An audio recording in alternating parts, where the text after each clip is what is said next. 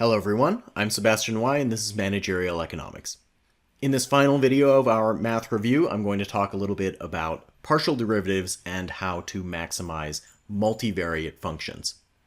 Many of the economic systems that we study in this course are complex and have more than one choice variable. This can arise for two main reasons. First, we might have a decision maker who has multiple decisions to make at the same time, or we could have multiple decision makers whose decisions impact one another. In either case, we're going to need to think about partial derivatives to optimize their objective functions. The main thing to keep in mind with partial derivatives is that they work the same as a regular derivative and follow all the same rules, except that when we take a partial derivative, we take it with respect to a certain variable in the function and treat all of the other variables as if they were constants. That is, we treat them as if they were a number, a 5, a 10, or whatever number you want. All of the derivative rules that we've talked about involving constants will then apply to those variables. It takes a little getting used to, but once you've done it a few times, it will seem very natural. Let's consider a simple example where we have two economic agents who are simultaneously making decisions. Agent 1 has the objective function f1. f1 is a function of x1 and x2. x1 will be the decision that agent 1 makes, and x2 will be the decision that agent 2 makes. Agent 2's objective function will be f2, also of x1 and x2.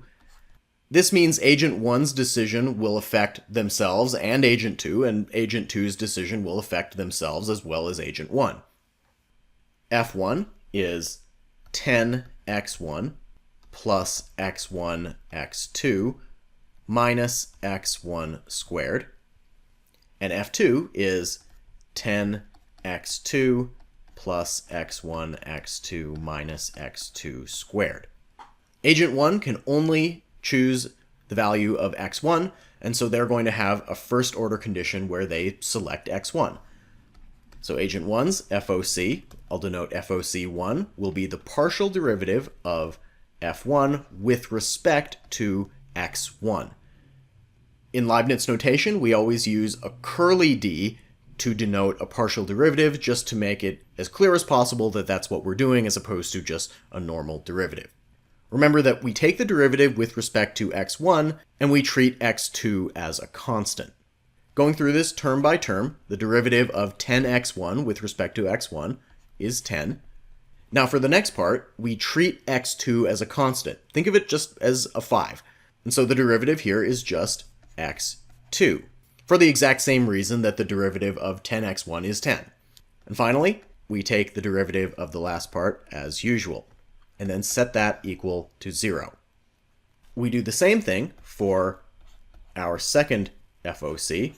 This time we're going to take the derivative of f2 with respect to x2, which is going to be 10 plus x1, same reason as before, this time we're treating x1 as the constant, minus 2x2, and we set that equal to 0. In the previous video, when we did an optimization of a univariate function, we then solved the first order condition to find the optimal value of x. This time we have two equations, but two choice variables, and so we need to solve these as a system of equations. You can go about this in a variety of ways. I'm going to solve our first FOC for x1. So I'll add 2x1 to both sides and divide both sides by 2 to get x1 equals 10 plus x2 over 2. I'm then going to use substitution to plug that in to our second FOC. So we're going to get 10 plus, now where I have the x1, I'm going to plug in 10 plus x2 over 2. And then we'll solve for x2. Distributing the 1/2 there, I get 10 plus 5 plus x2 over 2 minus 2x2 equals 0. Combine terms to get 15 here. 1/2 minus 2 is negative 3/2, so we have minus 3x2 over 2 equals 0. Add that over to both sides. Multiply both sides by 2/3 to get x2 equals 10. From here, all we need to do is figure out x1, and we do that by plugging in the value of x2 that we got right in here. So we get x1 equals 10 plus 10 over 2, which is 10. That gives us our values for both choice variables. You didn't know it at the time, but we just solved our first game theory problem. The important thing here is to get some practice looking at partial derivatives and how we go about solving a system of equations once we've done so. The other situation where we are going to need partial derivatives is when we have a single agent or decision maker who has multiple decisions to make at the same time. There are lots of different situations where this is going to come up.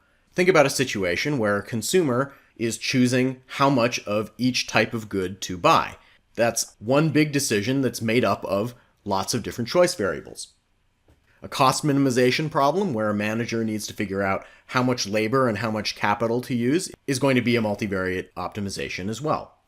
This type of problem is frequently constrained, meaning that the decision maker is restricted in the kinds of values that they can pick.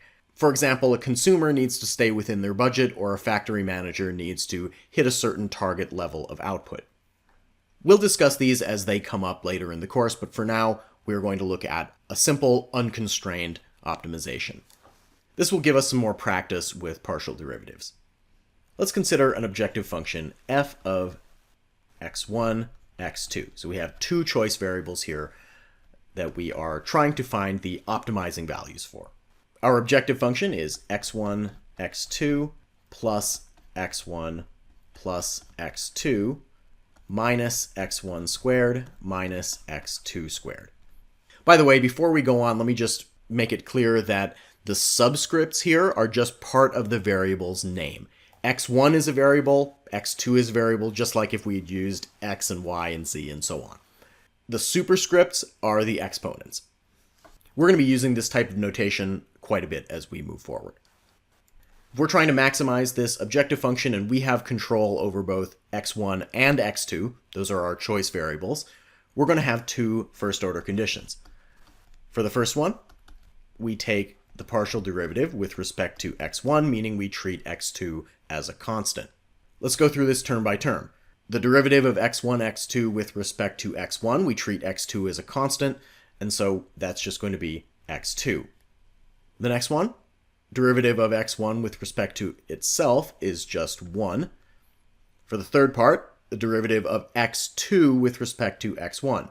No matter how much x1 changes, that has no effect on x2 just by itself. It's just like if it were a 10 or a 12 or any number.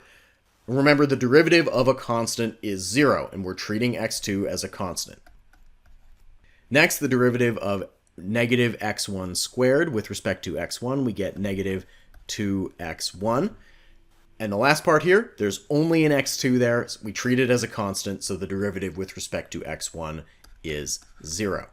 Set that equal to 0, and I'll just clean this up a little bit. x2 plus 1 minus 2x1 equals 0. Now let's take our second FOC. It's going to be very similar to the first. We're going to take the partial derivative with respect to x2 this time. We'll go through this term by term just like before. For the first one, the derivative of x1, x2 with respect to x2. Remember, we treat x1 as a constant, so we just get x1. Next, x1 has no x2 in it, so we treat that as a constant again. Goes to 0. Derivative of x2 with respect to itself is 1. Negative x1 squared has no x2s in it. That's 0. And then finally, negative 2x2, and set it equal to 0. I'll do a little bit of cleanup there. This leaves us with two equations with two unknowns, and we're going to solve this as a system of equations. I will take our first equation and solve it for x2. So I will subtract 1 from both sides, and then add 2x1 to both sides.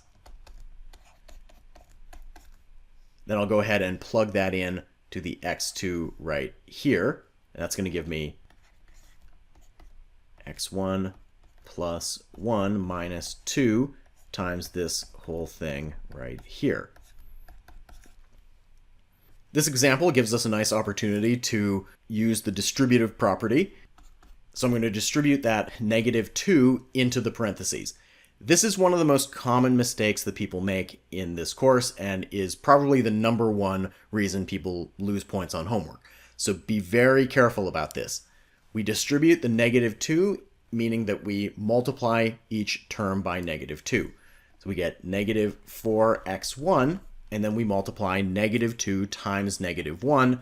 Negative times a negative is a positive, so we end up with +2, and then that's still equal to 0. Now all I need to do here is collect terms. x1 minus 4x1 is -3x1. 1 plus 2 is 3. Add the 3x1 to both sides and divide both sides by 3 to get x1 equals 1.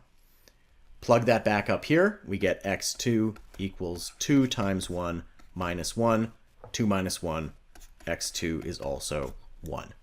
That combination of 1 and 1 is going to be our maximizing value. You can also do second derivatives to check to make sure things are maxima or minima with these kind of functions, but we are not going to do that in this class. We're going to assume that the function behaves the way that we want it to do. And that is everything I wanted to cover for our math review. If you have any questions, please let me know. Thanks for watching.